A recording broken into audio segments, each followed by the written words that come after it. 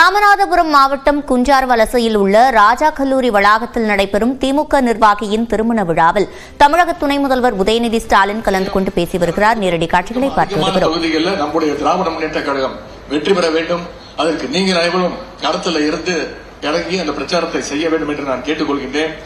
மணமக்கள் இருவருக்கும் ஒரே ஒரு வேண்டுகோள், ஒருவரை ஒருவர் விட்டுக் கொடுத்து, எதற்கு விட்டுக் கொடுக்கணுமோ அதற்கு மட்டும் விட்டுக் கொடுத்து, அதிமுகவும் பாஜகவும் போல யார் யாருக்கு அடிமை என்று போட்டி போடாமல் சுயமரியாதையோடு உங்களுடைய உரிமையை பெற்று நீங்கள் வாழ வேண்டும்.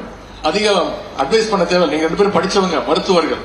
உங்களிடத்துல இன்னும் ஒரே ஒரு வேண்டுகோள், உங்களுக்கு பிறக்கக்கூடிய குழந்தை அது பெண் குழந்தையாக இருந்தாலும் சரி, ஆண் குழந்தையாக இருந்தாலும் சரி, அழகான ஒரு தமிழ் பெயரை சூட்ட வேண்டும் என்று கூறிக்கொண்டு, மணமக்கள் இருவரும் கலைஞரும் கழகமும் போல, தலைவரும் உழைப்பும் போல, ஈரோடு கிழக்கு இடைத்தேர்தலையும் நம்முடைய திராவிட முன்னேற்ற கழக வேட்பாளர் மிகப்பெரிய வெற்றியை பெறப்போவது உறுதி.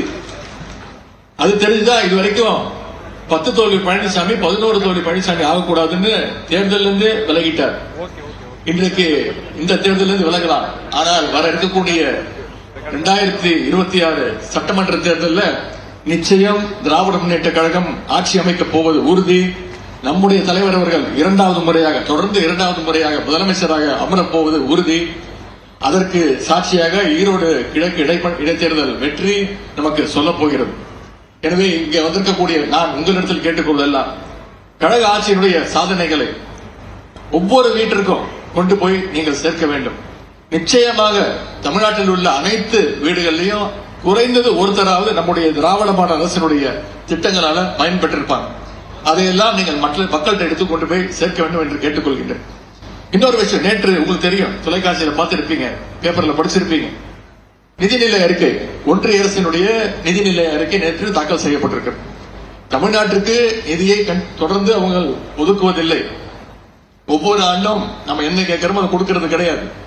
ஆனா இந்த முறை பாத்தீங்கன்னா தமிழ்நாடுங்கிற பெயரையே, அந்த வார்த்தையே நிதிநிலை அறிக்கையில் தவிர்த்திருக்கிறாங்க.